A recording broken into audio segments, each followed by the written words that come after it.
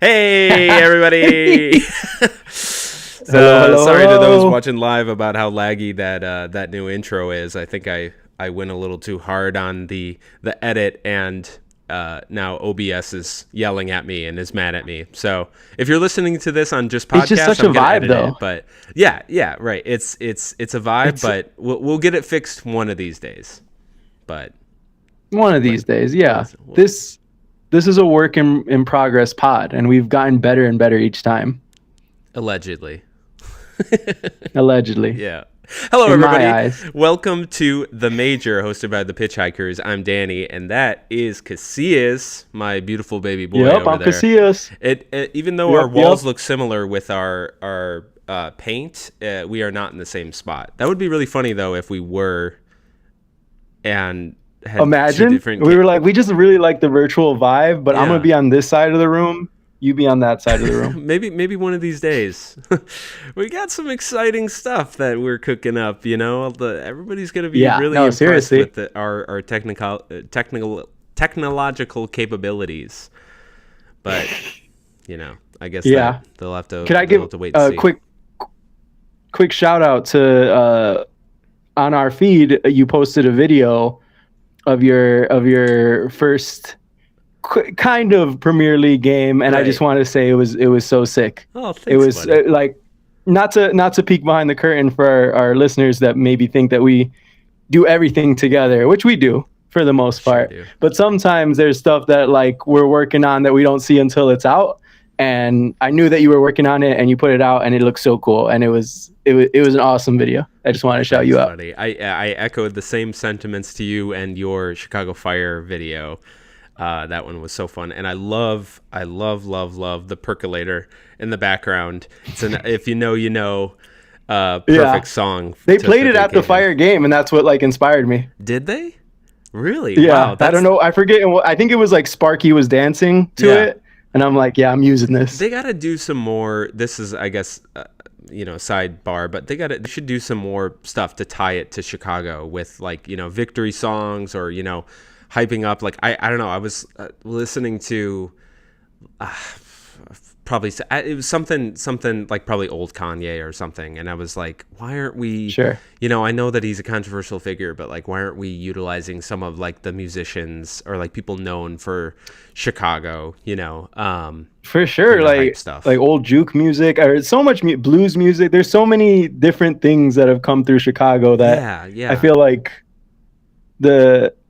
I think in a way goes for all of the Chicago sports teams. Mm-hmm. Like I think other than maybe the uniforms, which like I think like the Bulls will try to do like the light blue. Right. Or even I didn't know when I got the most recent Chicago Fire kit that on the like kind of corner to the side they have like the 4 stars from the flag. Yeah.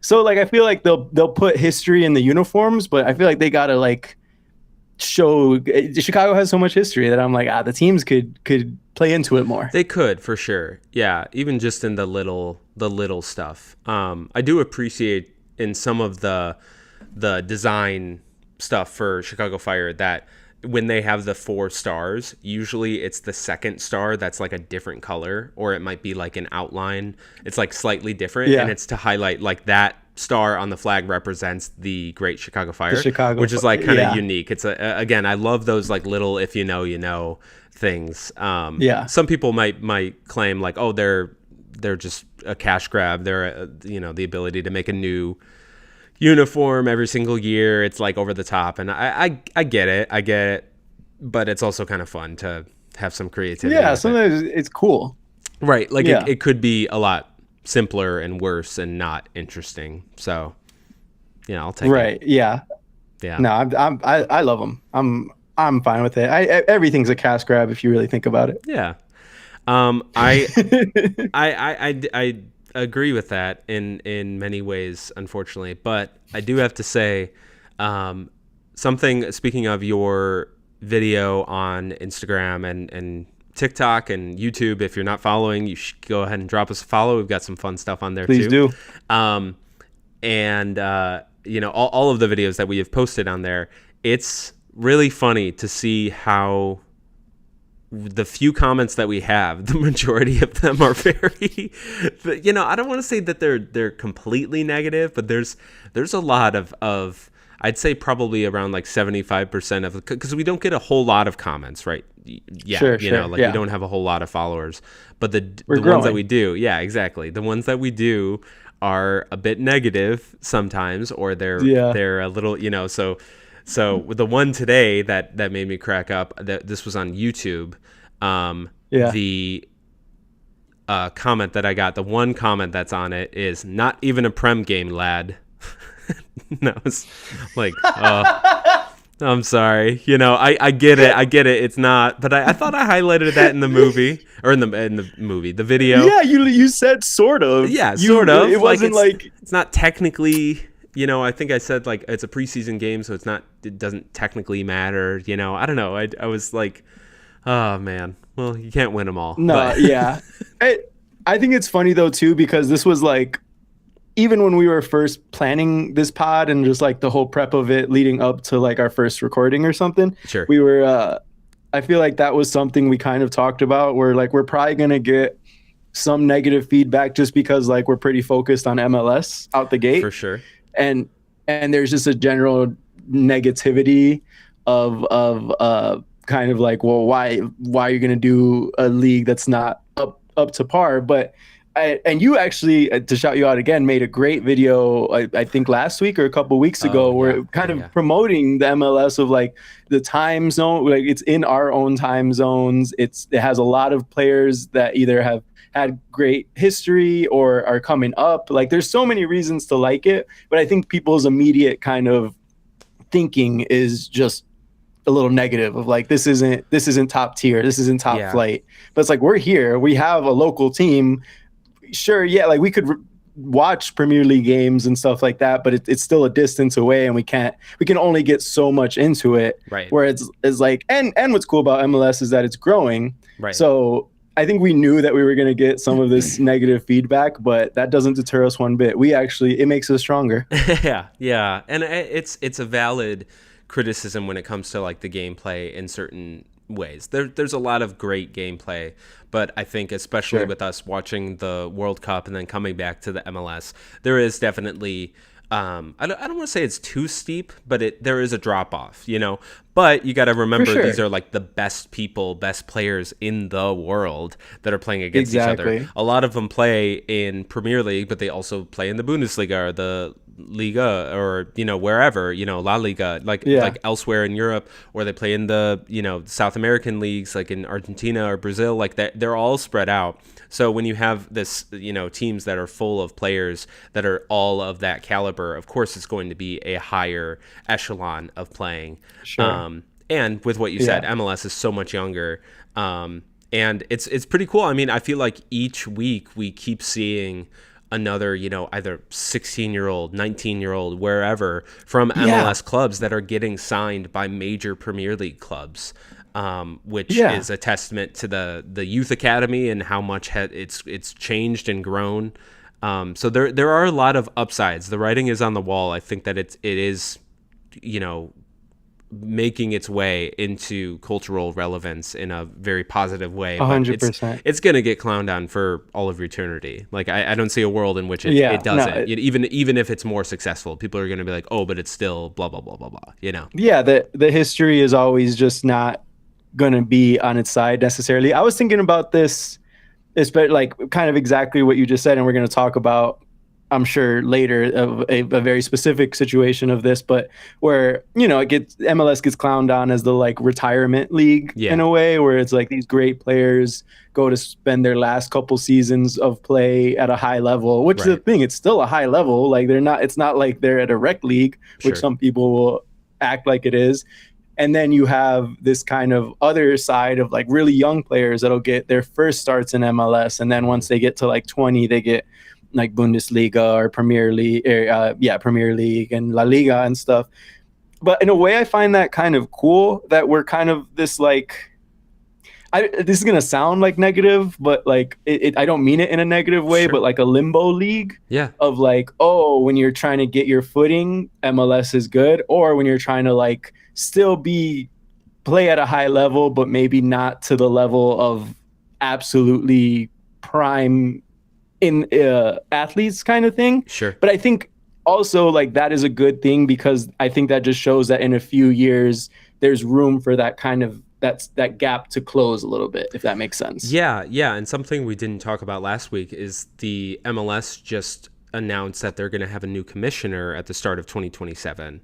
And so in addition to all of these teams being added in the past couple years, effectively doubling the MLS's size in the past 15 years, the commissioner stepping down who led that change, but then letting it grow, and it's similar to I don't know, this might be too much of comparison, but you look at like democracy and like the idea of like the only way to tell if something can grow without you is by letting other people take it. And so it's he's the one that is stepping down is the second commissioner ever of the MLS, and the first one almost ran it into the ground. So it's like Don Garber has done a whole lot of safety netting the league and making sure that it doesn't wind up like the other leagues throughout the Americans' history of like just it does really well for the first few seasons and then it just completely tanks because they overexpand or whatever it might be. Yeah, exactly. So he's done a lot of really positive things, and he's I think prepped it really well for the future. But now we're going to see what this new commissioner can do with an updated schedule. Teams that are playing not in baseball fields, but in like their own stadium, their own stadium. Exactly. Or if they are sharing it, it's a little bit more of like a partnership rather than like I guess we'll take it and we'll play whenever you guys aren't playing in it, like an NFL, like what the Fire have at the moment. Right. But exactly. Those are growing fewer and far between of other, and even ones that aren't totally announced yet are on the horizon, so like New England Revolution is playing in Gillette Field. They're owned partially by the Kraft family who owns the New England Patriots, and so of course there is already more of a partnership, and like it's probably a better situation than Joe Mansueto with the Chicago Fire and kind of being the little brother to the Bears and like kind of just being at the will of whatever they want to do. There might be a little bit more conversation about like co-hosting these teams. Of course, everybody's going to like put the Patriots over the Rebs, but all that to say, they're already talking about building a soccer-specific stadium in Boston proper, and it's just like it's cool to hear these conversations. Like it's worth investing in, and so clearly, if people, you got to kind of like follow the money in these scenarios, and there's clearly enough people interested in the league money wise that they believe that there is a world and an upside of getting enough people to watch it to make it worth it, which it'll be interesting to see what happens, because with this new sprint season and changing to be the calendar year of what we usually have for all of the other soccer leagues throughout the world, I think it's going to make a much bigger difference than say like instituting relegation and promotion, as so many people claim is like the answer to fixing the MLS. Right. Yeah.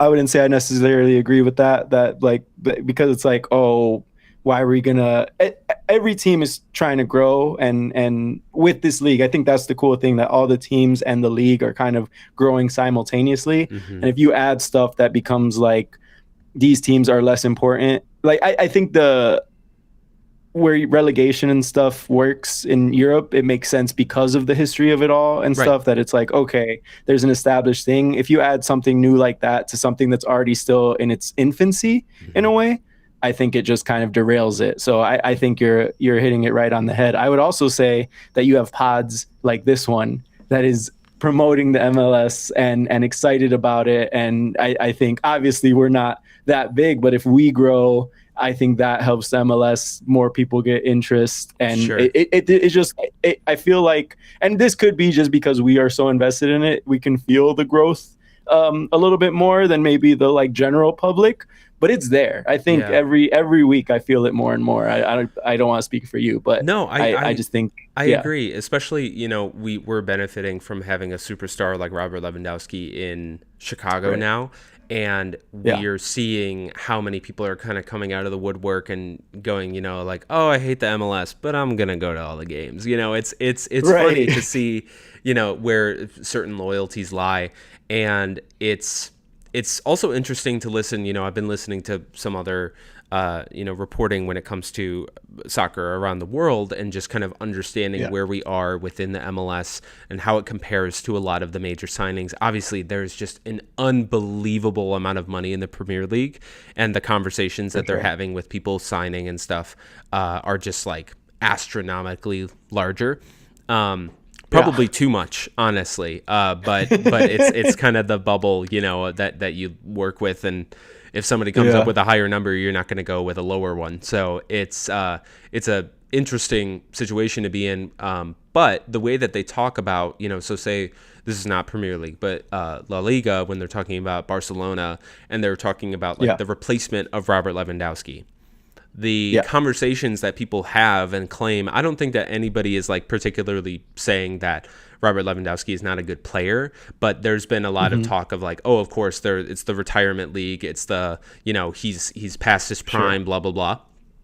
But the way that they talk about needing an immediate replacement for him in Barcelona, I think emphasizes how much of a core player he was to that entire team, and how he wasn't just a veteran that you sub on for the last 30 of the game. He was a pillar that they need to then replace. And so it's like, I understand his age. I understand that, he's probably past his prime in more ways than one, but to come to the league with still plenty of gas in the tank, I don't know if necessarily it's like, and also for significantly less than what he could be getting, even though he has a DP spot compared to some of those contracts, they're ridiculous. So, I think that there's a lot to be said about that. And I think we'll just see it more and more often. It's a cool environment to be in when you have these veterans and then also these 16-year-olds playing and sharing the pitch together. As they just did on Sunday night. It's like it's a unique experience, and so I hope that wherever the MLS ends up going, that there's just people that can recognize the beauty in that connection and having like a good proper team that is built around so many different types of players and not just simply the best.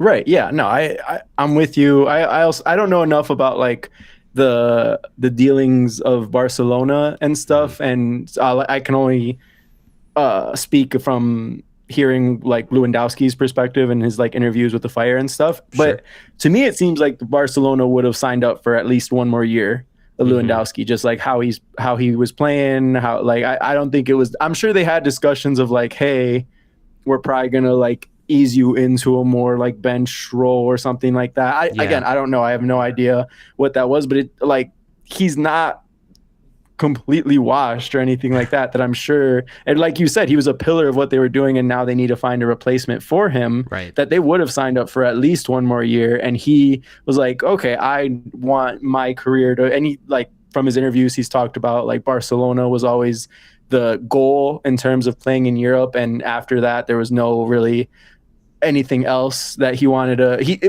had accomplished everything he wanted to accomplish in Europe, and now was ready for kind of a new chapter. And obviously people say like, oh yeah, like the retirement league, like no, just like another league that's still high level and is still get the chance to have that like passion for the game. And it's I remember a while ago when I think it might have been both of them, either Wayne Rooney or Zlatan, when they were in MLS, and they left. I think Zlatan. It was Zlatan. You were right the first time. Yeah. Where he left immediately and was just like, yeah, it sucked. Like it was so easy. Yeah. I don't think we're in that place anymore. No. Like I don't at all. Like I don't think Lewandowski is here thinking like, man, I made a mistake. This is way too easy. Or like if Messi has now played he's on his third season in MLS, second, yeah. I forget. And it's not like he has any sort of like reservations of like, did I make a mistake? It seems like he's still enjoying his time, that the play is still high level, that it's not what it used to be. And I think people still think of it as what it used to be. It's funny. I was listening to a national like podcast, a very popular one. I don't want to shout it out because, whatever. But like on this podcast, he was basically, it was post World Cup, and he still had the kind of like World Cup fever. Yeah. And he was saying that like, I want to pick a Premier League team, and he spent like a couple weeks thinking of like which his Premier League team would be. And then he had some guests on, and he was going to reveal the Premier League team that he picked. He ended up picking, I think, Hotspurs. Oh, wow. But one of the guests was like, he was based in Philadelphia, and he's like, I've been watching a lot of my Philadelphia MLS team. You should hop on MLS. It's fun. And he was so dismissive. He was like, I'm not going to watch MLS. But it's like, you're not even, but it was funny because maybe 3 weeks prior, he was praising Messi as like, he's still the GOAT. He's still like, doing all this and stuff. Your GOAT is playing in the league that you don't want to acknowledge. Yeah, like, how does that make sense? Yeah. And I get Messi is this kind of like outlier case for sure. I'm sure, but it doesn't change the fact that he plays in MLS, Right. Yeah. And there's again, with the Don Garber, commissioner situation, where he kind of built the league up to not completely eat itself alive, and to overextend itself. So, the DP, the David Beckham rule, is one of those like major exceptions where you're allowed to like go above the salary cap for a certain amount of players, and that didn't exist until David Beckham, which, we associate him now with the MLS, but now we associate plenty of other players because of that rule in this sphere because of that. And so I am curious to see what is going to change, because obviously, things are going to change. I don't see a world in which like they just keep that rule forever. I think that it would be really, naive to think that, we can just keep building teams around having like 2 or 3 superstars and then, growing the rest. Yeah. But Premier League doesn't work like that, the biggest leagues in the world don't work like that, so it's almost like a self-inflicted limit that we're not currently benefiting from, but on behalf of the growth, for the betterment of the growth of the MLS and for the league in general, they're relying on not spending all their money and burning too bright, and then it all coming down and crashing and burning. But we can see from like the, I think that, I used one of those graphs for the MLS in its growth in the franchise fees, and like, the expansion fees that you have to pay when you want your team. If your team is awarded, you have to pay a certain amount. And from the Chicago Fire is one, I think it is the first team that is technically an expansion team, because it started 2 years after the league was formed. Right. Yeah. And that cost, I believe, was around $15 million, which is nothing to scoff at, but it seems like incredibly low when it comes to, we're paying Lewandowski like $18 million a year, for perspective. So that was $15 million for the MLS in 1997.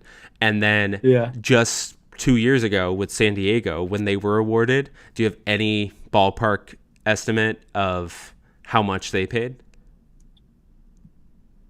I'm going to say maybe 70 million. 500 million. Oh, wow. Yeah. Okay. Yeah. Oh my so gosh. Half like, a bill? Yeah, exactly. And it was That's it was the most, crazy. since, but that like blew my mind that this, within not even 30 years, you have this league that is then like completely skyrocketed. And that's not to say that means that it's unbeatable and won't ever die. Sure. Like there is still plenty of issues, I'm sure, that could arise, and issues that they're currently working with. But that was just a fascinating. It feels like the foundation. Yeah, exactly. And like this is also an incredibly diluted league compared to what the Chicago Fire was going into. They were becoming the 11th MLS franchise, so they were going to be one of 11 teams. They were going to have an 11th of the airtime, versus San Diego FC becoming the 30th team. They're going to have significantly less of that, global recognition that the others, or national recognition, probably more so. And so it's interesting to see.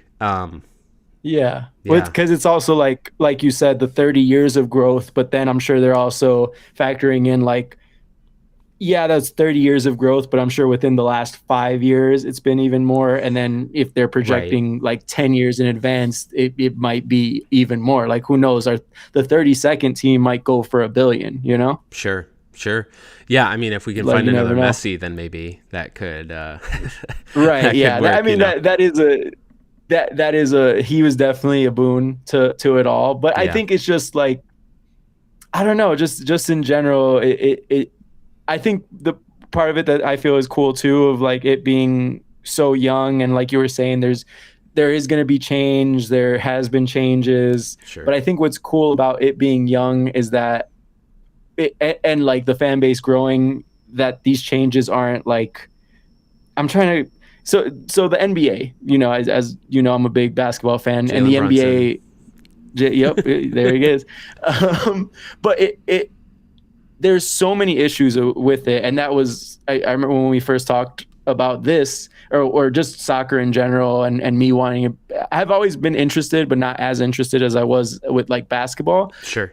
I think a big thing was that the problems that the NBA were facing were so in your face, and they still are. And don't get me wrong, I'm still going to watch basketball. I'm still going to watch the NBA, but there's certain things that I can't even look past anymore, that I'm like, there needs to be change. But because there is almost 80 years of history now with the NBA, people are kind of set in their ways that you can't change that. This is part of history now, or this and that. And I think with MLS is hey, we're gonna do this sprint season, or we're gonna do this DP rule, or things like that. And it's not I'm sure you have some people that are I liked what we had, but in order for things to grow, especially a league, you have to have these changes. And I think it's a little more accepted, and hopefully this new commissioner coming in is also willing to make hard decisions and changes that help the growth of it. Yeah. Which I feel it has been the case in the past, and hopefully will be the case in the future. And I think that's something that's fun, where it's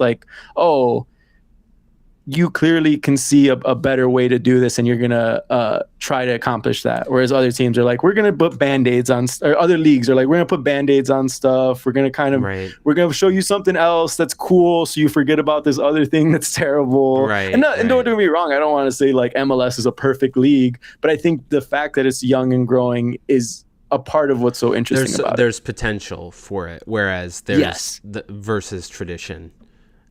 Yes. Yeah. Well, sick. Speaking of leagues. That was good. I liked it. I see it. Thanks, man. Let's get into some Leagues Cup action. This is my first Leagues Cup that I've taken a part of, and it's been fun. Me too.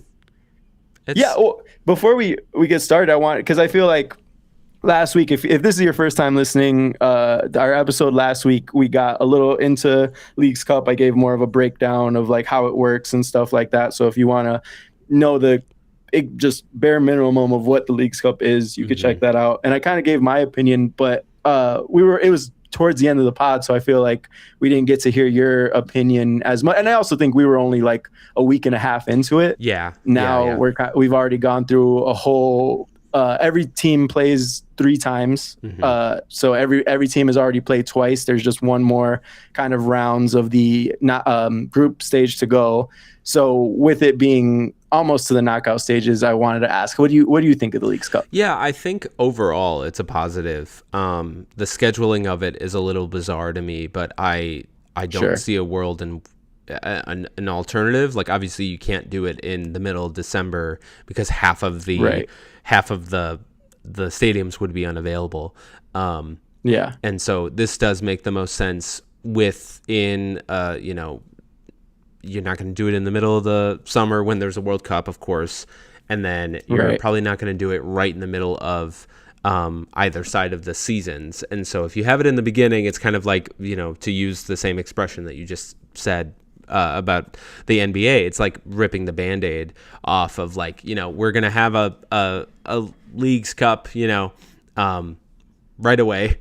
and it's going to be, it'll be fun. But that kink I think is worth exploring a little bit more. But I think overall it's a really positive thing for the league, and it's been fun to see the different styles of play from the other teams, from Liga MX, and just like, I don't know, I think it's easy to, with the MLS being 30 teams versus a lot of other teams, a lot of other leagues have smaller tables because of promotion and relegation.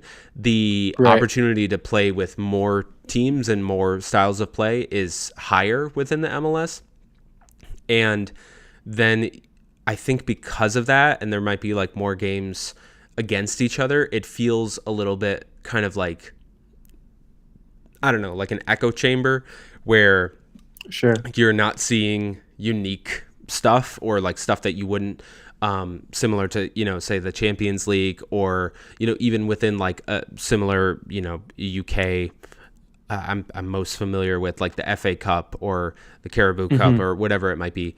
It's going to give you the opportunity to play against a wide variety of people and teams. And I think that that's just like overall a positive. The format is, it gets a lot of flack. And I can, does it? Yeah. Based on like some people, it's a young format. I think that the first one was literally 2020, 2019. Yeah, no, this is only the fourth Leagues Cup ever. Oh, is it? It was 2021 then. Okay, I knew it was like right around. Yeah. So yeah, I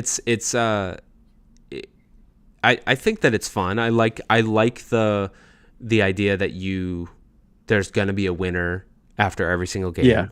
And I think that, like the two things that I would fix is like finding a schedule that works better, where it's not going to be so kind of wonky and weird. And I think that should be fixed by next year, or could be at least, because of the schedule change for the MLS and like getting on basically the same schedule as Liga MX. But it would be that, and then I would think it would be half the games are played in Mexico, to make it more fair. Because I think that's you're not going to have that. I've seen that criticism a lot, and I would say that I would have to agree that it just makes the most sense. And like, I think you even saw one of the games that was played in Mexico, they like won 3-0. I think it was the Atlas game. And so it's like clearly like, and like even from the World Cup, we saw how the Azteca and stuff like that. Like, I think Mexican fans do give their teams a real boost. Any home field advantage gives you a boost. It's going to. Like, I guess I think that. I wonder if I'm like, I might negate or pull back my statement a little bit, just to like, I guess, play the advocate of like the business side of things, because there is a better chance that, especially for the bigger teams, you're going to get a crowd for Cruz Azul or, Club America or, whatever it might be, in Chicago than you would Chicago Fire in like Monterrey or Mexico City. That's a very good point. That's so funny you brought that up right before the pod. Me and Brenda were talking about, because I was just going over some of the Leagues Cup stuff. I was watching the recaps of games that I missed and stuff, and we were just talking, and we're going to get into it, but the Fire are one of the teams that are still in contention, because they've won both of their first two games, and the team that they play on Thursday is Cruz Azul, which is one of the most popular Liga MX team, and who also is a contender, winning both of their first games. And Brenda was like, I don't think it's going to be 50-50 Fire to Cruz Azul. More that it might be more in favor of it because it's going to be in SeatGeek again. It won't be at Soldier Field.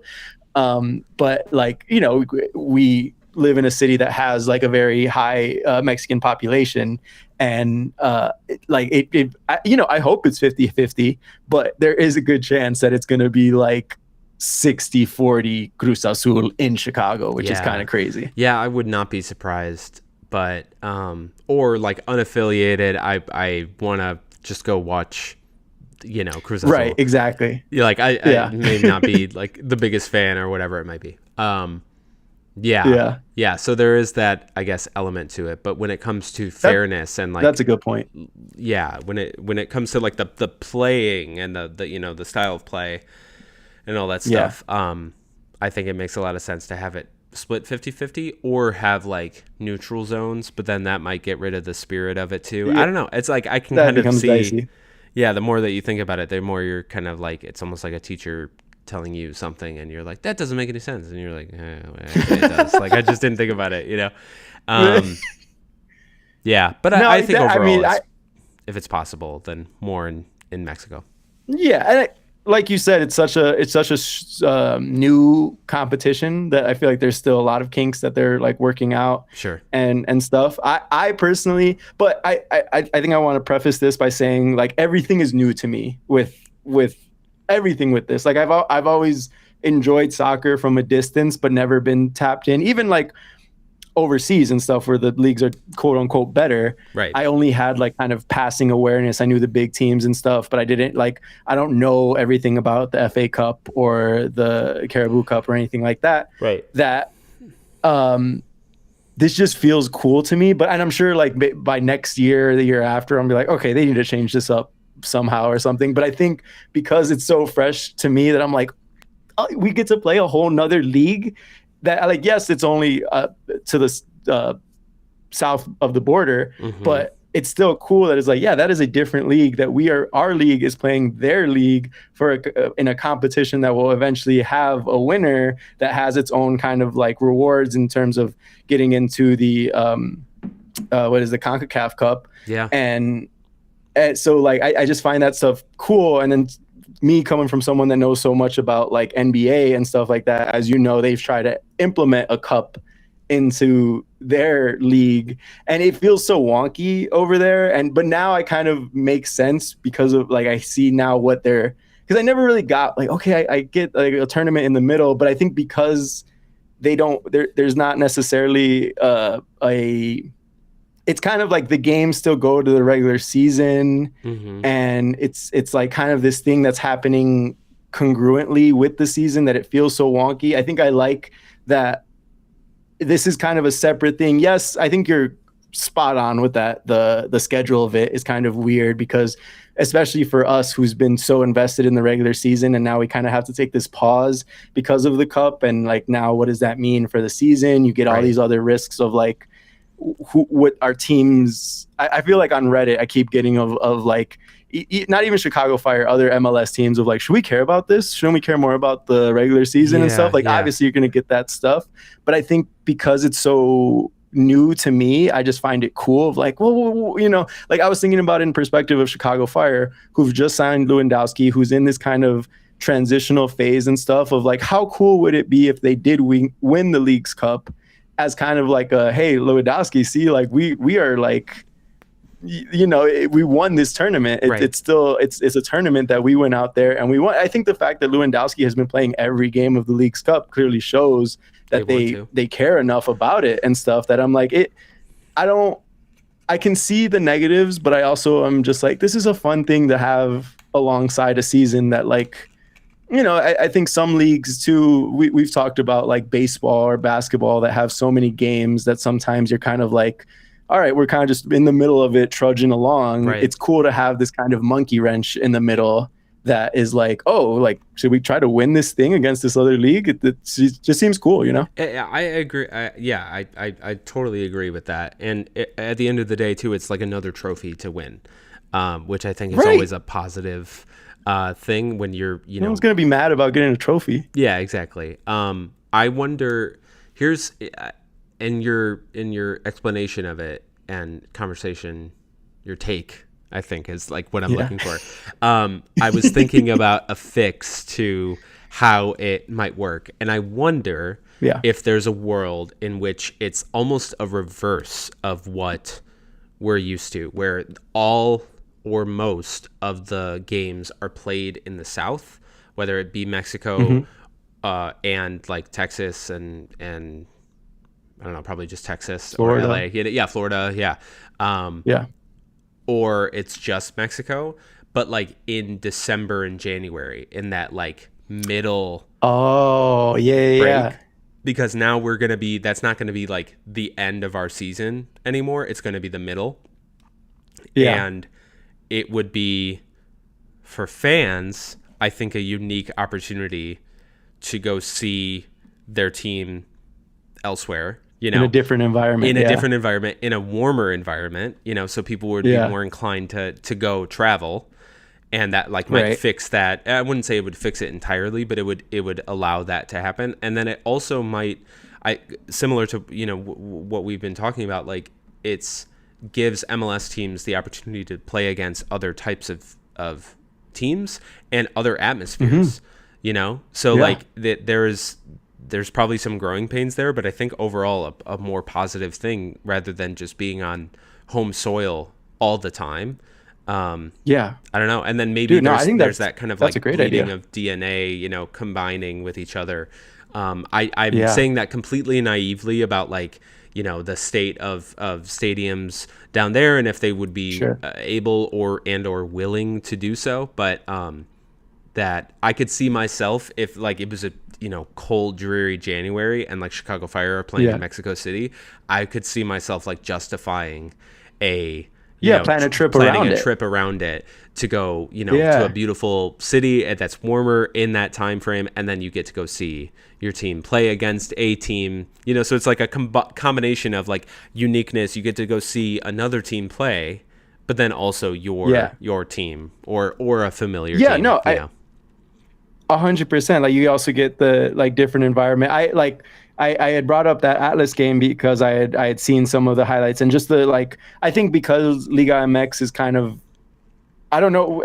Maybe we'll get into it in the future. I don't know enough about their history. How I think they have a richer history than MLS. I don't want to misspeak, but it seems as such that I think, and also like soccer is the number one sport in Mexico. Of course. So you get these kind of crowds that are like super passionate. And I know we've talked about like the MLS crowds are really cool and have gotten a lot better. But I think that's another thing that has a lot of room to grow when you look at how the passion of like the European fan base or the Mexican fan base or the South American fan base is like, one, soccer is their main sport. Two, they've had a lot of history there. So you get these kind of like absolutely passionate fans, and I always think of that, like I'm lucky enough to, my family is from Guadalajara or from Jalisco, but close to Guadalajara, that we root for Chivas. That I guess I think when I was younger I went to a Chivas game, but I hardly remember it, and that I would love to go again, and I still have that kind of like like passion for it, that I would be rooting for the Chivas. But if I didn't have that, a part of me would still want to see a Liga MX game, but like it might be tough to be like, okay, who should I root for? Just the home team? Should I like pick a team and stuff? But like you said, I think that would be sick if you have your home team like Chicago Fire playing in Guadalajara or Mexico City against Cruz Azul.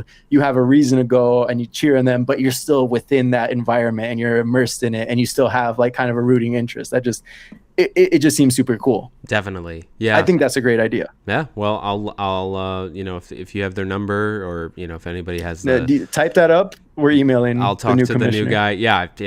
I forget his name. I remember it reminded me of another name. And I thought like, oh, that's going to be confusing. MLS new commissioner. His name is Larry Berg. And I was like, oh, shoot. Oh, it's we're like gonna Larry hear like Bird. On SportsCenter like Larry Bird, and everyone's gonna be like, "Wow, Larry Bird is owning the MLS now," or wow, like first Steve Nash with Vancouver, right? Yeah, and now Larry Bird's the entire Magic Johnson is the LAFC. He's like one of the owners of that. So it's all happening, Dude, these man. basketball players, they love soccer. You can't help it. I get it. Yeah. So I don't know. That's the Leagues Cup, maybe in the history, but we should probably focus on the one that we have right now, with some Yeah, let's get updates to and it. insights as to who's still kicking and who got sent home packing early. Let me take a look at the. The boot. What'd you say? You said the boot?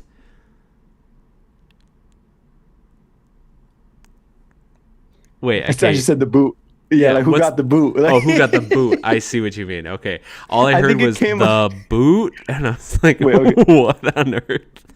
All right. It lagged.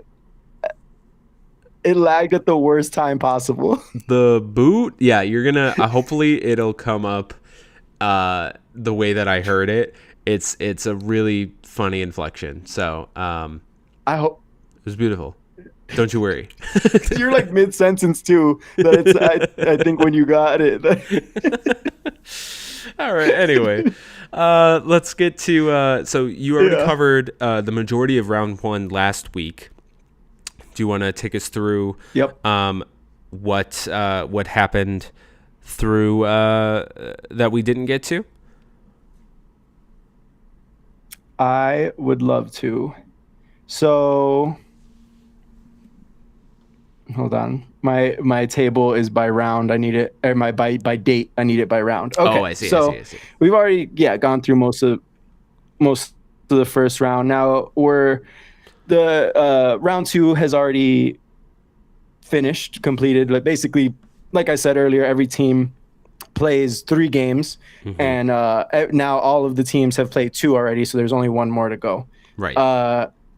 I'll just speed through the scores of the round 2 games, and if you have anything, I'll stop if I have anything I want to say. If you have anything, where did we please leave feel off? free. Yeah, for sure. So did we leave off? I feel like I cut you off right before we got to like Chivas last week. So we would have. I think we would have Thursday to still go through, but we can do that real quick. Right. Yeah. Do you want to say those Thursday games? I'll real say quick? those Thursday. Yeah. So I'll do the tail end of Wednesday just in case we didn't cover any of them. But it was Nashville SC versus Leon. Leon pulled off a win, 1-0. Then it was Toluca versus Seattle Sounders. Toluca kind of whooped them 3-0. And then LAFC. Seattle has been doing terrible. They have been doing terrible, but I think that, spoiler alert, I think that they won their second round, which was weird.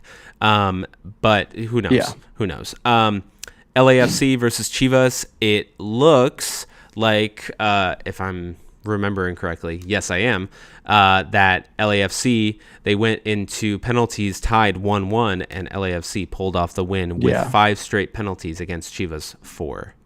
So, dude, yeah. If I could, okay, quick pause.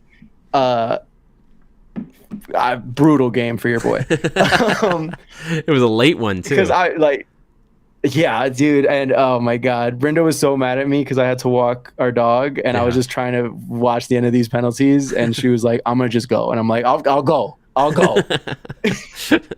But I honestly, really good game for the full 90. It was 1-1. We've talked about this before. LAFC is just so good on the break. Like if they get transition, just expect a score because they're so fast, and they're all that's literally how they play. They're looking to get a fast break opportunity. Yeah. But I think Chivas did super well of not letting that happen. Obviously, they did get a goal, but Chivas was able to equalize. And then it was just very much like no one could really break through, which was cool to see. And then, penalties, it becomes kind of like a flip of the coin thing. So that was kind of a bummer. But I did appreciate how Chivas played. Spoiler alert, like they could have really used that win because they did not win their second one, so they're out. And so like that was a bummer, but I think as we've talked about it too, we don't know a lot about Liga MX in terms of the standings and which teams are good. And I know that like Chivas are pretty solid, but I don't know necessarily in comparison to the rest of the league. But we do know that LAFC is one of the dominant teams of MLS. For sure. So it was really cool to see them kind of battle it out. Another thing about this game, this was the game I was probably, other than Chicago Fire games, I was most teed into this one. Yeah. Really cool about, I mean, LA, much like Chicago, has a big Mexican population. And towards the end of that game, it really felt like even the announcers were talking about the atmosphere becoming kind of like a Mexican league game. Just like, I think they, like, some of the crowd had like fireworks, so there was like smoke starting to like emulate from like the thing. Like it was getting loud, and it was for Chivas, which was cool. But it was like you never see that kind of environment happening at an MLS game, and it was happening, and it was like palpable. And that you kind of felt like, oh, the Chivas are going to get a goal here, because you can hear that the crowd was like behind them. LA just did such a good job of keeping the Chivas down, or like, just, I don't even think that LA was trying to get it to penalties. I think they were also trying to score, but It was just both teams were going at each other, and no one could really get that score. That penalties, what happened. So that was a bummer. And one more thing I will say is that I love El Piojo Alvarado, who plays for Chivas. He was one of the stars of the Mexican national team and has been carrying that into the Chivas season. He's done so well. All the Chivas fans love him. But the announcers for the MLS were praising him so much, to an extent of like, these European teams are starting to look his way. And they were like, I want to say like 3 or 4 different times, kept talking about what European team is he going to go to. And I was like, shut your mouth, guys. Like, let him play for my team and do well. Why is it every time a guy is good, which Premier League team is he going to? Exactly. Yeah. I'm like, this is awesome. We have this awesome guy. Why does I love him. If he can get more money and all that, great. But like, let's enjoy what we have right now. They kept, those MLS broadcasters were desperate to get him out of the Liga MX. It was so frustrating. Bummer. Yeah. Yeah. Well, they probably have certain talking points that they have to hit, or if they, don't know what to say, they can always fall back on like, oh, they probably know who Liverpool is or something, That is a good point. Yeah. But every time they mentioned it, I was like, stop. Just shut up, dude. This was a fun matchup too, because LAFC is obviously represents is the second team in LA and was founded rather recently, I think in the past 10 years. They're not too old. Right. And there was a brief period of time where Chivas had a LA counterpart. Where do you remember that? I forgot about that. Yeah. And so I think from 2004 to 2009, or I don't know why that comes to mind, but it's not necessarily. It could be wrong. Yeah, it was like LA Chivas. Yeah, LA Chivas, and obviously that team folded, and so it's interesting to see LAFC, become that next team, and a lot of the people who were fans of Chivas, LA. Flocked onto LAFC, or you could maybe assume at least. And so I didn't even think about that. That's such a good point. You might have like I don't know, it's an interesting matchup. I would assume that people would there has to be some people in there with like a kind of like existential crisis of like, wait, I loved Chivas before, right? But now my team is playing Chivas. Right. It's an interesting matchup. And not the only one. That's kind of fun. So we can get to the rest of them, but that one was a good matchup. I think also too that Chivas just real quick, Chivas just if you lose your first game, the odds of you making it to the next round, because there are 18 teams on each side, and then only 4 from each side make it through. The odds of you making it almost through impossible. With 2 wins is almost impossible. So you can maybe understand that. If you lose the first one, then you're like, well, we'll throw the next 2, Yeah, even though they got technically 1 point, because it was you get a point if you make it to the shootout. That 1 point, it like in comparison to 3 is like, okay, good. It's like a consolation prize almost. For sure. Yeah. Yeah, and I will say this was the game. Son from LAFC, Son. Yeah. He was on a scoring streak, and this was they were able to stop his scoring streak. He didn't get a proper goal in this one, so it'll something be one to of hang those on scoring to, I guess. streaks. Like if he can get a goal in the next MLS game, they'll say, "Oh, he's on a scoring streak within MLS Right, play yeah. or whatever." It hasn't Yeah. stopped. Right. Fun. All right, here I'll fly through these Thursday games. We had NYCFC beating Santos 2-0, Cruz Azul beating Philadelphia 1-0, Chicago beating Necaxa, which is like the I think that they're trying to make that like the Wrexham of Liga MX. They have Eva Longoria is the investor for Necaxa, and I think that like Rob McElhenney or what, whoever, I think that they're also investing in it, but they had like a spin-off show. But yeah, no Necaxa, way, I didn't even know. Yeah. So but don't worry, Chicago whooped them 2-0. Then you have Austin FC taking on Tijuana. They also beat them 2-0. Then America ended up beating San Diego FC 3-1, and then Portland beating Puebla 5-2, kind of putting the gas on them. Portland really brought the belt for that one. Yeah. So that ended up being, and again, like as we mentioned, like that was almost the nail in the coffin for a lot of them, especially ones that weren't able to secure any points. But even the ones that were able to take it to penalties, it's like the way that the format works is that it's kind of like you're done, which right. I guess could be tooled around a little bit, but also you don't want to have too many additional games, as throughout the season, because then it's maybe detracting from the MLS play or any other competitions that are coming up. Yeah. But yeah, that brings us to round 2. Yep. Now round 2. Do you want to go? I'll go Friday. You go Saturday. I'll go Sunday. Beautiful. Okay, let's do it. So Friday, first game, we got Charlotte FC versus Atlas. Charlotte won that game with a score of 2-0. Then we got Columbus scoring 2 goals against Pachuca's 1 goal. So Columbus got that one.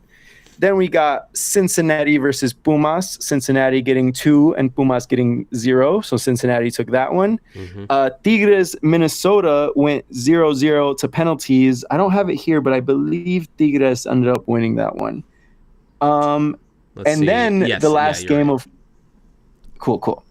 The last game of Friday, which is surprising, is that Juarez beat Vancouver 3-1.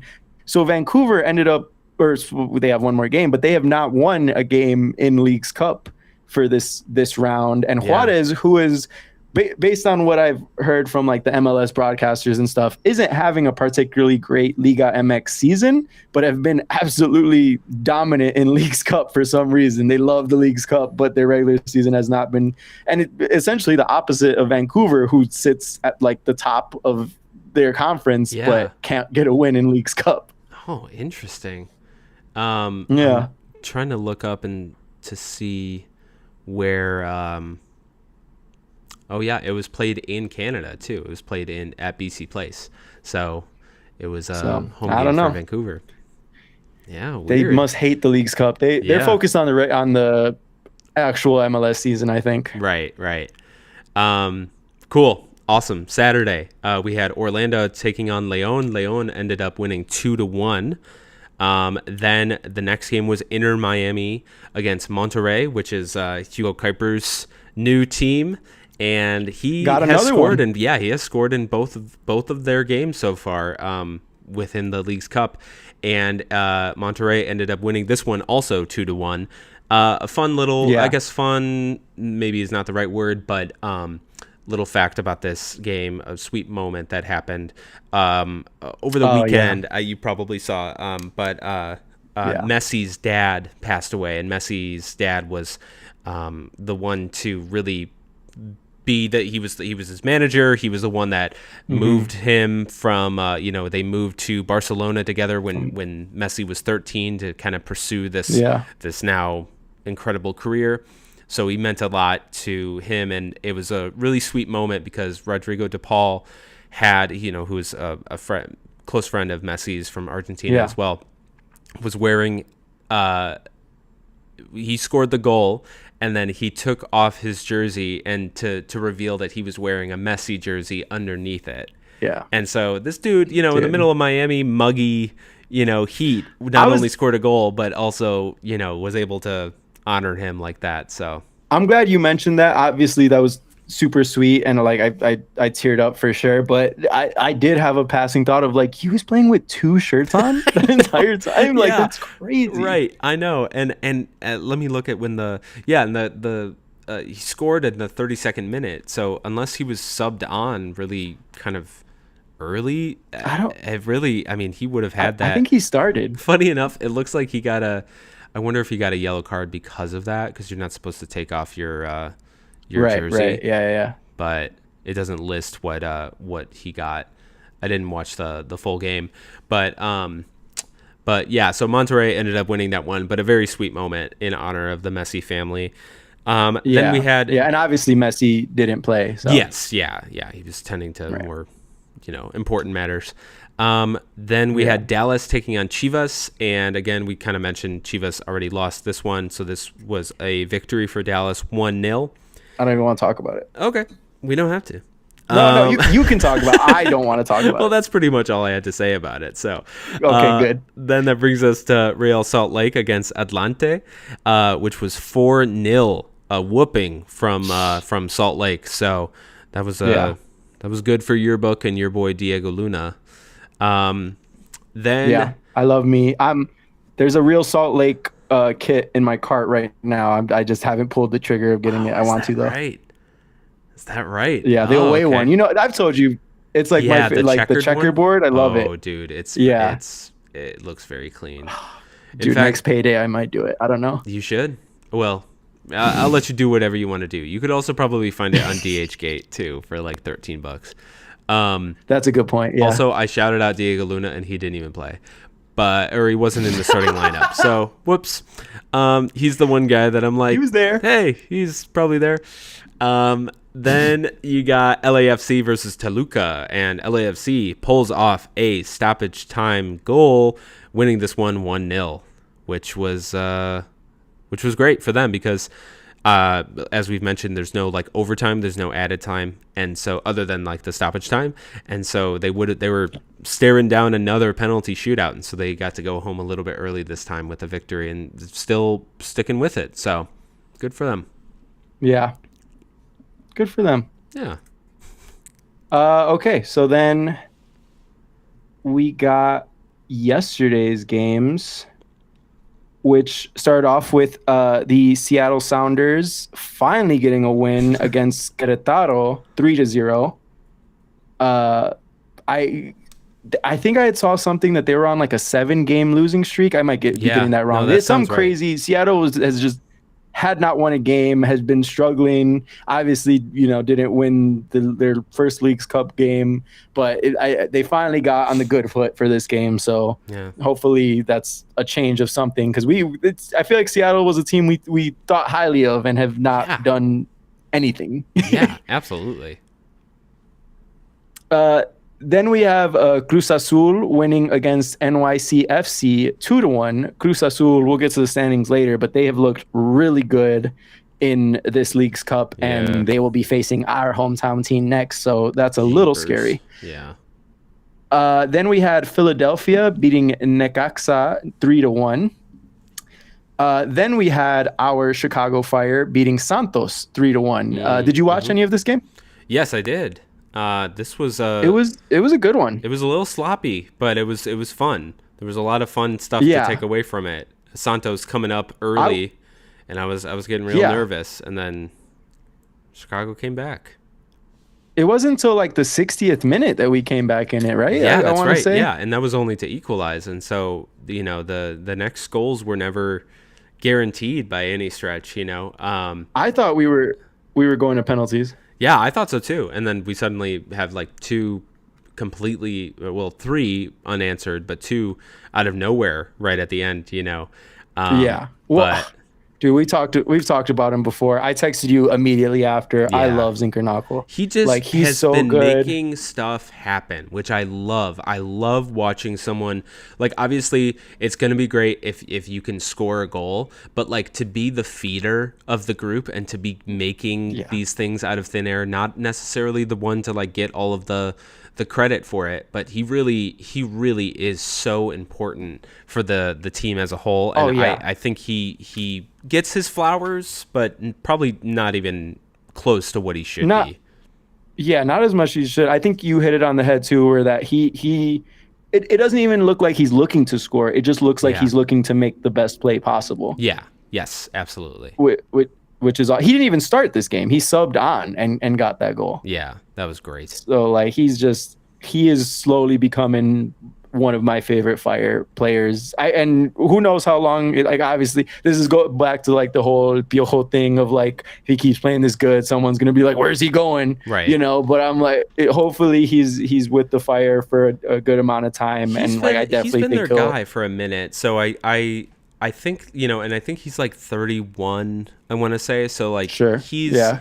not to say that he can't go do this, but like I think he's in a similar position as like Hugo Kuipers, where like I don't know if he's necessarily looking at like a Premier League or like a Liga MX or excuse me, La Liga career path. You know, It'd be playing kind of in like Europe. a lateral movement. Yeah. I think that he's got a really good spot. I don't want to speak for him, but he's got a really good spot being such a playmaker for this team and like being.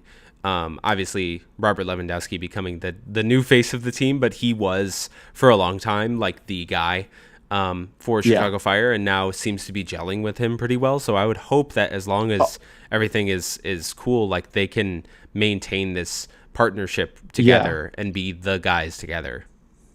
It seems like they have great chemistry, and I think if this continues, he'll go down as one of my favorite Chicago Fire players ever, name, too. honestly. Great name. Oh, yeah. Just you know who you're talking about when you're talking about Zinchenko. Oh, yeah. Great hair, too. Yeah. Oh, my God. Just a handsome guy, too. And I don't know if you saw this in the videos that I sent you of the game. We were close to their entrance and exit. Yeah. He was like one of the only players that, like, obviously he had just been named an all-star. He's one of the most popular players, so it made sense. For sure. But he stood for a while, shaking hands, signing autographs. Like he seemed really cool and genuine. And obviously Lewandowski, a lot of people were trying to get and his autograph and stuff. And he's like, I'm gonna hold up a whole thing. So he kind of like kept walking, but Zinchenko was like there talking to the people. He seems invested with the organization, which is really cool. I love him. Yeah, me too. Yeah. And then Lewandowski just got that last one just to get on the board, you know. But goal differential is important. Yeah. Goal differential is important. For sure. But we did not need that last goal. That was just for fun. It was just for fun. Give the fans what they want. Yeah. Get the SeatGeek crowd going, you know? Exactly. And it did look kind of bumping. It was raining. Usually it's pretty lackluster crowd because it's so hard to get out there. But it looked pretty good for a Thursday night or no, this was a Sunday night. But even the Thursday night one wasn't too bad. Yeah. Also, SeatGeek just lends itself to soccer, you know, in a way that Soldier Field is just impossible. It's just so much closer, and so the atmosphere, I think you can connect with the players a lot better. 100%. Yeah. Okay. Anything else for the Chicago Fire game? It was fun. All right.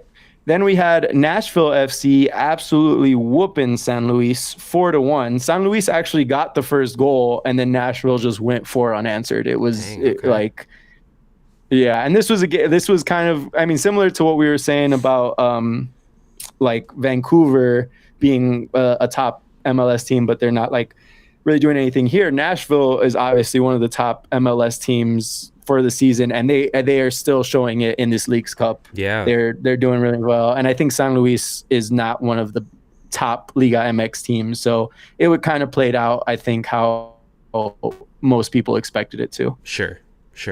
Makes sense. Yeah. Then we had Austin FC absolutely whooping Puebla 3-0.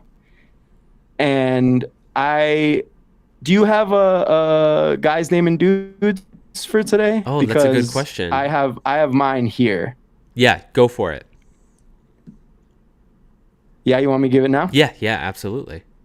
So, Mirto Ozuni. Okay. He scored the second hat trick in Austin FC's history. They've only had one other hat trick, and he scored all three goals against Puebla in the first half, and he was freaking awesome, dude. Like, he was so good. Like, I don't know enough about him, but like all three of his goals were in a different way. But the first one was my favorite. I'm gonna just say that now. Yeah. It was a free kick goal. He went around the wall. So like, let's say goalie is on the left side, wall is kind of middle towards right. He curved it across the right where the goalie could not see it at all and gets it right top corner. It was one of the best free kicks I've ever seen. It was so good. Then his second goal was off a break, just regular dribble into it and got the goal. Yeah. And then the third goal was off of a corner. He got it in. And I don't see this that often, where you know how like when you see a corner, it's usually around the most populated area and you're just hoping it's high enough that your player is taller and they'll like head it in. Sure. This goal, he was basically by himself at like the far end of the box. Wow. And everyone else is in the populated area. And you could tell this was clearly a set piece to how they drew it up. Yeah. They all are there. The corner kicker kicks it straight to him, lines it perfectly. He's by himself. So he just line drives it from basically the edge of the box where no one is. Dang, okay. And like, you just never see that. It was such a good goal. And he's my guy of the week because he was absolutely lights out. Just a hat trick in the first half. You can't do better than that. Yeah, that's sick. Yeah, he's awesome. Sweet. Then we had San Diego FC beating Tijuana 1-0. Just a little cool, like kind of similar areas, but San Diego has been struggling of late, but we're able to get this win. I've actually been a little keyed in on Tijuana because they have Gilberto Mora, who is someone I was a fan of from the Mexico national team. He's the 17-year-old phenom that might go to Bundesliga or somewhere else, but he hasn't really done much since coming back, but he's been out there and been doing well, but I've been just trying to see what he's been doing. Also, with that, I completely forgot the Chicago Fire versus Santos game. Yeah, we had a 16-year-old. Yeah, you stole my. Yeah, that's the. I was absolutely gonna bring that up about the. He was my guy. Yeah, he's my guy. But you're absolutely. I appreciate you bringing it up because I was thinking like, how am I gonna shoehorn this in? Dude, speak on him, please. Speak on him. Yeah, no, I really thought it was pretty cool. There was a midfielder for Chicago Fire that started. Named Robert Turdine, and he was 16 years old and 16 years and 207 days old. He became the youngest player to appear and start for the club in any competition, which is pretty insane. And he played on the same pitch as Robert Lewandowski. And just to give you some perspective, he will be as old as Robert Lewandowski in 2048. I can't even comprehend that. I know. My mind can't wrap my head around that. Yeah, I saw that stat and I was like, oh man, like when you put it in those terms, I feel like it's easier to see truly how insane it is to have those two playing as teammates and to succeed together. But Lewandowski seemed very like happy for him and like very like I can't think of the word, but like basically propping him up like you're doing good. Is the two good Roberts. Stuff, the two Roberts, which is just awesome. Homegrown talent. I was seeing stuff that he was already getting kind of like looks from overseas of just to be in their camps and stuff, and he chose to still be here, and now he's getting his start at 16, and he did well. Like there was nothing like. I wouldn't say like he didn't have some like big goal or anything like that, but he was in the right spots. He definitely has, for his age, a very good soccer IQ. Yeah, it sure seems like it. Yeah, no, I like him. I hope he's around for a while. Me too. Yeah. And finally, our last game for the round 2 games, America beat Portland 3-1, and America is also a team that is both very good in Liga MX and also very good in the Leagues Cup. They are one of, or they're actually ranked number 1 for Leagues Cup right now. Yeah, speaking of which, we should probably get into the rankings so that we can have a better idea of what these matchups look like for next week. I guess first, first of all, I probably cut you off. Did you want to mention anything about the game? No. I that was basically it for the games. Fantastic. So we mentioned that there are certain teams that are already eliminated, and I figured we could go through the ones that are eliminated and the ones that are technically still in contention, but there's a good chance that those things are going to be swiftly answered, even a day or two before the ends of the groups based on wins and losses. But for sure. I can go ahead and highlight. So for the MLS side, only 2 teams are technically eliminated, being Minnesota and Vancouver. Achieving 1. The Vancouver one blows my mind. Yeah, that one's a little crazy to me, but they are, they obviously just got rid of Sebastian Berhalter going to Middlesbrough in the championship, and so they are missing one of their big guys. But yeah, it is surprising to me, especially playing at home. For sure. And then we got a bunch being eliminated from Liga MX. All the way, there's only 8 teams remaining for Liga MX when it comes to the ones that remain, and then 16 technically remain for the MLS. But the 8 that have been, how many is it? Is it 18 or 10 have been eliminated? 9. 10.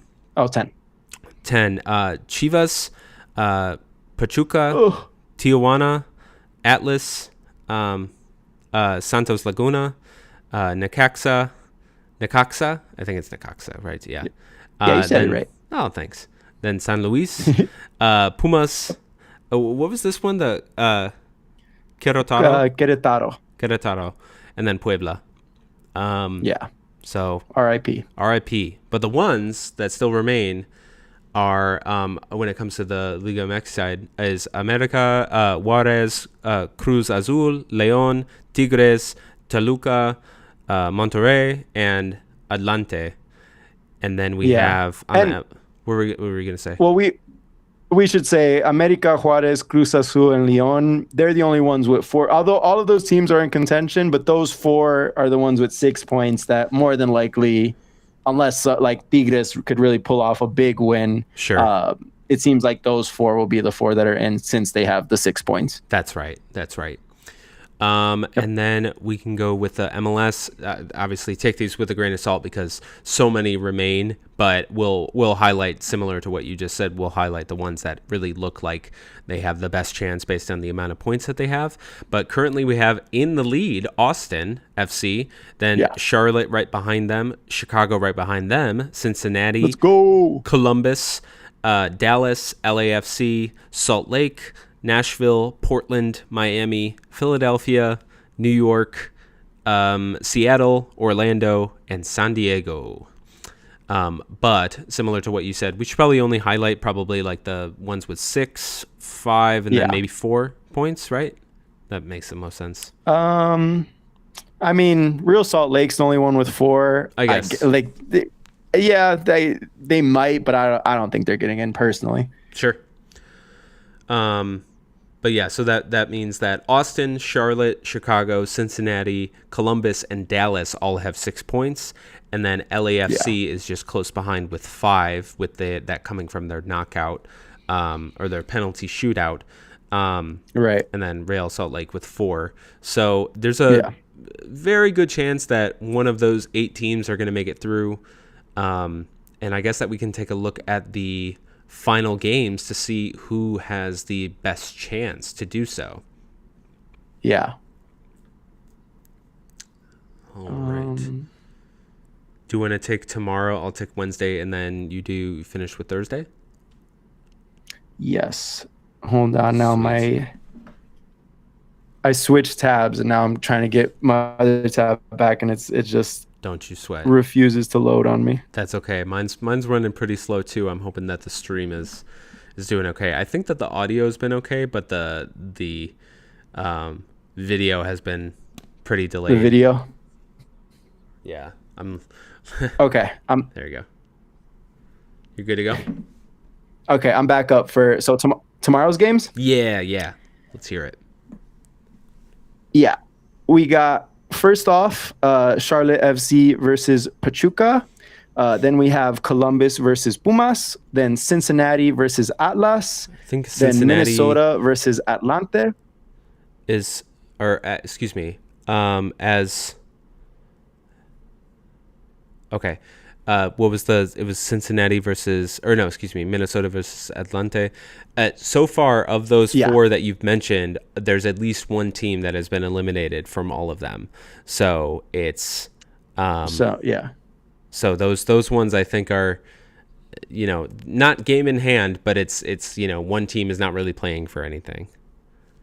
Right. I wonder if though we'll see the other teams that are still in contention. Like I'm looking at this Cincinnati Atlas game. I wonder if Cincinnati. We know they have a goal scorer with Evander. Maybe run up this score to try to get like a goal differential thing going for them. Yeah, that's a good point. Yeah.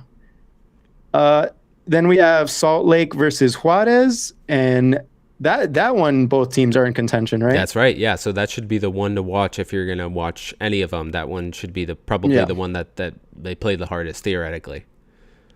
Theoretically, yeah. Yeah, you never know. Then we have, for the last game of tomorrow, Tigres versus Vancouver, which does not matter for either team. Well, Tigres might make it through if they can get up. That's true. Score. If Vancouver has any pride, I would hope that they at least try to hold Tigres back. Yeah.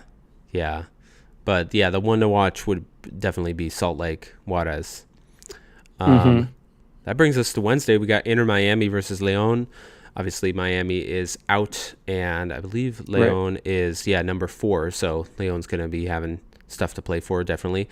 Then you got Orlando versus. Yeah, and I can't imagine Messi's back yet. No, I would hope not, honestly. Then Orlando versus San Luis, and San Luis is out. So I don't see Orlando running it up to be able to make a huge difference, but yeah, they're on the outside looking in. Yeah, I wouldn't imagine. They're number 15 right now. So yeah. Then Monterrey versus Nashville SC.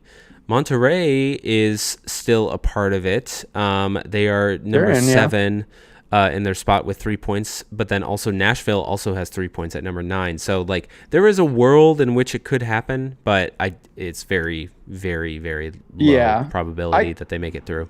I guess I could see Nashville being like, hey, we that first game, like especially how they came out with the 4-1 win in their last game. Yeah. I think that they're capable of it, of like continuing on in the competition, but it all kind of depends on like the success of the other teams at this point. They're essentially hoping that the other teams throw it, or choke.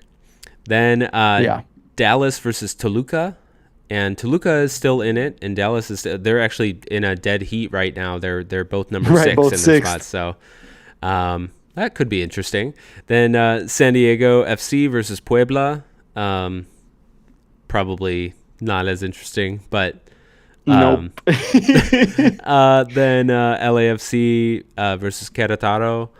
Then I guess if LA wants to get back into it, they that's really right. Gotta, they could. They really got to put something together. They're number 7 right now. They've got 5 points, so I mean, like they are right there. And then Sounders versus Chivas, which I think that we both would be super shocked if anything comes of that game for either team. Right, I would imagine probably Chivas plays their entire bench. Yeah. Which, again, another one of those, like, may not be the most thrilling game, but probably worth it in the long run to get more looks at your team. 100%. All right. Brings us to Thursday. Now, these are the games, I think. Yeah. First off, we got Philadelphia versus Santos. Not Neither are particularly. really. Yeah. Yeah. Then we got NYCFC versus Necaxa. As we've been talking about this, I just realized Red Bull New York is one of the teams that didn't even make it into the Leagues Cup. Yeah, that's right. Yeah. Yeah. So, because I keep like, okay, we keep talking about NYCFC, but where's Red Bull New York? And then I'm like, oh, not every MLS They're team is here. America versus Austin. This is the one that is good. Like, this could be a preview of a final, perhaps, because I guess so. Both of these teams are ranked number 1 for their league. They both have 6 points. They've both been playing fantastic. So if you're gonna watch any of these, I mean, we'll obviously be keyed into the next game after this. But this is the one that it's like, okay, the 2 top seeds are facing each other. That should be a good one. Yeah, for sure. Then this is the game that we will be locked in on. Cruz Azul faces Chicago Fire. Both are right in it. They're both third, actually, so in their respective leagues. So that should be a good one. I don't know if you saw the Apple TV like Leagues Cup recap. Yeah. No faith in the Fire. No faith in the Fire. I know. Yeah. And quite honestly, like, I might join them with that should run away with this one. Yeah. I would not be surprised if that happens, but no, don't say that. Come on. Stranger things can happen, but like I don't know. It's tough. Yeah. I think that they're not used to this type of opponent, and so that's again one of the positives of this Leagues Cup is that you get to just see different stuff and hopefully learn from it, you know. And I believe if I'm not mistaken, Cruz Azul just won the Liga MX season previously. Like, they're the reigning champions. Yeah, so it's not looking good. I mean, my hope is still there. I can't do nothing else but hope.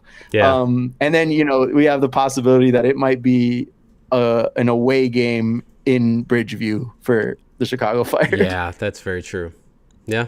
So, you know, but I'm gonna still hold out hope. Until Thursday, I'm gonna believe. Yeah, why not?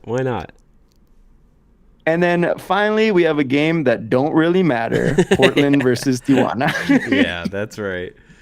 That's right. That's it. Just we have 2 phenomenal ones basically happening at the same time, and then just ending on a freaking, you know. Yeah, it is what it is.